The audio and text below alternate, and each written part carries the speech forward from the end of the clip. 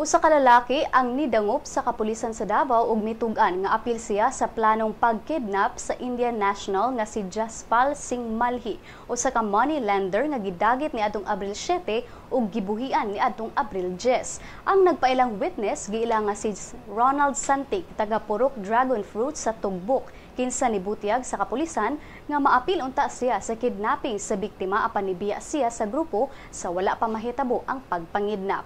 Sa iyang affidavit, gisaysay ni Santik nga ang planong pagkidnap kang Malhi gisugdan niadtong Pebrero ning tuiga. Gibayaran daw siya sa suspect nga si Jerry Singh Balbir og 9,000 pesos ug niadtong Pebrero 25 gisugo siya ni Balbir nga paspasan ang plano apan human sa iyang pakigsabot kang Balbir mibiya siya og miundang sa maong plano.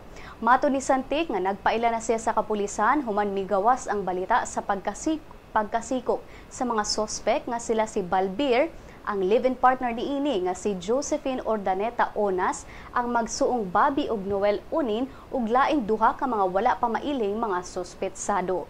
Ang unom nag-atubang og kasong serious illegal detention. Ang kaso batok sa mga suspetsado giresolbar na ni Prosecutor Faisal Padate sa Davao.